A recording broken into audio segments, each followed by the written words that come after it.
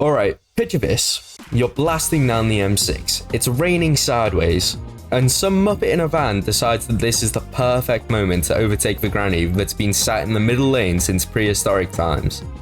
You slam your foot on the brake pedal harder than an angsty teen slams their bedroom door. Guess what happens next? If you guessed nothing, then you'd be correct. No tires screeching like in an action movie, no wild fish tailing that lands you in a ditch, hell, not even a dramatic slide. Your car, it just slows down, straight as a ruler, smooth as butter, like the road's not even wet. That, my friend, is anti-lock brakes. Your ride's secret MVP, always working, never showing off. But who invented this techno sorcery? How does it work? Where did it come from? How is it made? What could be in its future? Buckle your seatbelt, get some snacks, and start your engines, because I'm about to explain the ins and outs of...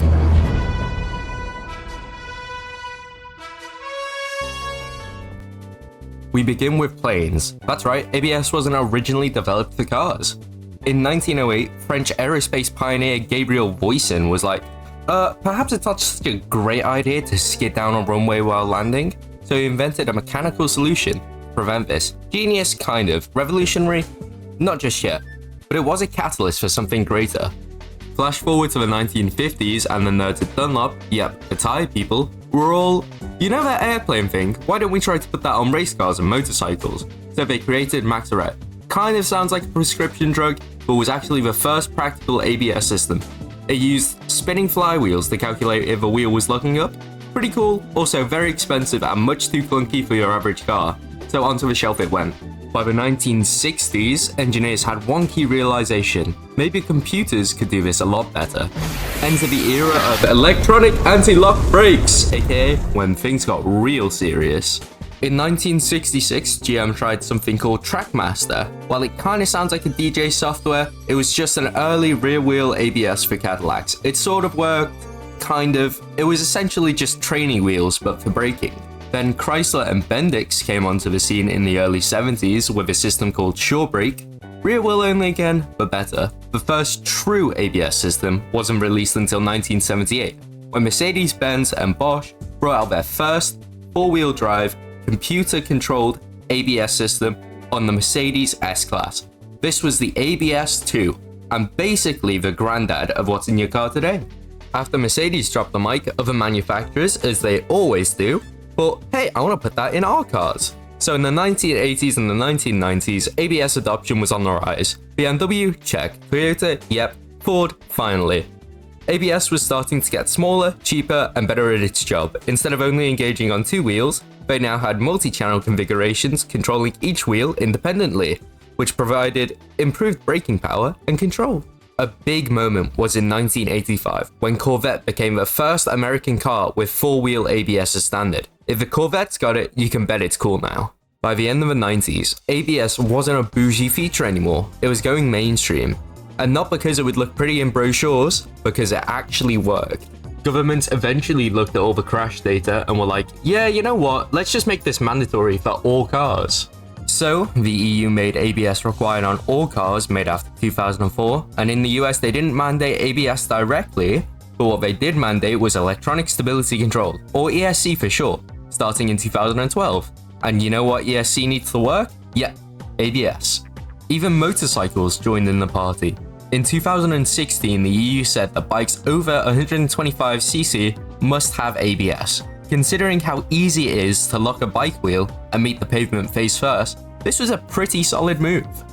Now we've talked about the history of ABS, let's unpack the brains, the eyes, and the muscles of a system. ABS isn't just one box, it's a network of parts. First, we have the wheel speed sensors. There's one of these mounted to each wheel. These monitor how fast the wheel is rotating. This could be hundreds of times per second. The sensor reads either a notched or magnetic ring called a reluctor ring. And if the sensor detects that the rotation of one wheel is slowing down drastically compared to the others, it's like a massive red flag. Almost as big as a red flag as the women I like to date. It then sends that signal to the ECU saying, hey, this wheel is locking up. Next, we have the Engine Control Unit, or ECU. But wait, I hear you cry, engine? I thought we were talking about brakes, and I can understand your confusion. The engine part of its name is a relic from an old era. It controls a lot of systems in your car nowadays. And more importantly for us, it controls your brakes as well. It's like the brain of the system. When it receives a signal from a sensor, it will run an incredibly fast real-time calculation. And in our case, this calculation will decide which brake to pulse, when, and how hard. This isn't just a little box of relays, it's a full microcontroller. Now mind you, that it will be using data from other places than just the wheel speed sensors, such as the pitch, yaw, and roll sensors, to make even more accurate calculations. Then we have the ABS pump, which is basically the ABS's muscles. This is a hydraulic modulator and is where the brake pressure gets physically adjusted. This is a complex system made up of solenoid valves which regulate pressure, a motor-driven pump to restore pressure, and a fluid accumulator to temporarily store brake fluid. And finally, we have a wiring harness. This is essentially the nervous system of your ABS. The wiring harness needs to handle a lot of different conditions. These are designed to handle heat, vibration, moisture, salt, and age, while still being able to function and not break down. These aren't your puny weak wires you'll find in an Xbox. These are rugged cables. They're insulated, shielded, and waterproof to make sure that they'll keep information flowing even in the worst conditions. Now we know what each part does, we can learn what it's all made from. So let's dive into the material science behind ABS. Because this system doesn't just work, it survives abuse. Heat, moisture, vibration, road salt, brake fluid. It's a chemical war zone in your wheel well. So every component needs to be carefully built with materials that can take a beating and keep functioning. Let's start with wheel speed sensors. They're made from doped silicon, basically the same stuff that powers your smartphone. It's chosen because it can handle rapid signal processing, high temperatures, and doesn't short out when you drive through a puddle or in the rain. These sensors sit near the reluctor rings, and to sense magnetic fields, they need strong, reliable magnets. That's where neodymium or ferrite magnets come in. Neodymium gives you a powerful, compact magnetic field, perfect for precision sensing in tight spaces. The outer housing of these sensors, that's made from high-performance thermoplastics, often something like glass-filled polybutylene terephthalate, or PBT. Basically a plastic that doesn't melt when it's sitting 2 inches from a hot brake rotor and doesn't get eaten alive by oil or road grime. Next up, we've got the ECU. It's made of a printed circuit board or PCB. Think of it like the ECU skeleton. Everything important is built onto this. It's made from tough, heat-resistant material called fiberglass reinforced epoxy, or FR4. On top of that, copper traces. These little copper highways send electrical signals all over the place. Sometimes they'll be coated in tin lead or gold, just to stop them from getting all nasty from oxidization. Then we have semiconductors, basically the brain cells of the ECU. These are made from silicon, which is like the Beyonce of electronic materials. Super famous, super effective. We're talking microcontrollers, memory chips, power transistors, all the stuff that actually thinks and reacts to what's happening in your engine. And to keep them safe, they're packaged in little plastic or resin cases so they don't fry themselves every time your car gets hot. But wait, how does this box even talk to your car? That's where the connectors and terminals come in. They're usually made from brass or phosphor bronze. Fancy words for tough metals that conduct electricity. Like a boss! They're coated in tin or gold because, you know, corrosion is the enemy. The whole ECU then gets wrapped up in a metal or plastic housing, usually aluminum, because it's light, strong, and great at getting rid of heat.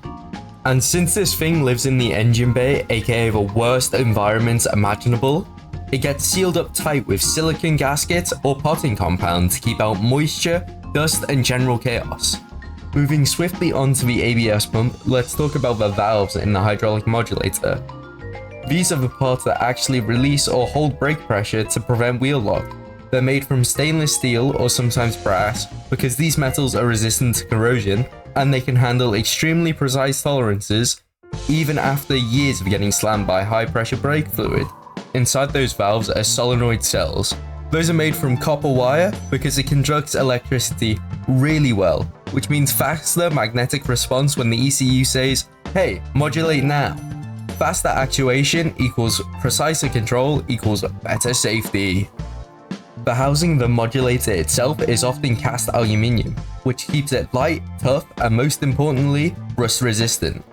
Aluminium also dissipates heat quickly, important when you're doing multiple hard stops and that brake fluid is getting toasty. Last to talk about is the wiring harness. While these might seem simple on the surface, a lot of thought has gone into them. At the core you've got wires, mostly copper because it conducts electricity well and doesn't throw a fit when it gets hot. Sometimes manufacturers will use aluminium to save weight, but it's kind of like using a spork instead of a real fork. It technically works, but it's not ideal. Wires are also wrapped in insulation, usually PVC if they're cheap, XLPE if they need to survive near the engine, and Teflon if your car thinks it's a spaceship. This keeps the wires from touching each other and causing interference or sparks. Cars these days are basically rolling computers. That means some wires need shielding to block electromagnetic interference. Stuff like copper braids or foil wraps. Basically tinfoil hats, but for wires. The whole harness then gets wrapped in things like plastic tubing, fabric tape, and heat shrink. This keeps them from getting shredded by things like vibration or heat. To keep everything in place, there are rubber grommets where the wires pass through the chassis, and clips or brackets to keep the harness down. Nobody wants their wires flopping behind the dash like loose spaghetti, or water creeping into the interior. So yeah, ABS isn't just a tech feature, it's a materials masterpiece. Every component is chosen not just to do a job, but to do that job reliably under horrible conditions for years and years. Now we've talked about the past of ABS, the current state of how it functions, and what it's made of, we can set our sights to the future. What could be next in the development of ABS? Right now, ABS is like, oops, you're sliding, let me fix that. Soon, maybe it'll be more like, hey, I see trouble coming, handled it before you could even blink. We're talking sensors in the road, grip guessing AI, info getting pinged from every car nearby through the cloud. So your brakes just kind of develop spidey sensors. And forget old school brake fluid. Next gen systems could use electrical signals, tiny motors clamping down on each wheel, like someone's jammed a PS5 controller into your brake pedal. This could mean speedier reactions, no surprise leaks, and it's pretty much tailor-made for EVs and self-driving.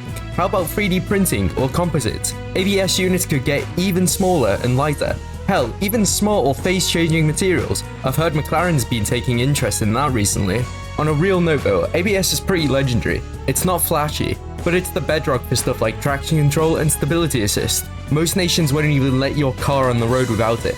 Wild thing is, it's saving lives and no one notices. It's just doing its job silently, like the Batman of car tech. On a serious note though, the next time your pedal buzzes back at you, don't freak. Your car's just flexing, basically saying, relax, I've got you. ABS is invisible, underrated, and let's be real, one of the reasons we all make it home in one piece after going on the motorway at 70 miles an hour.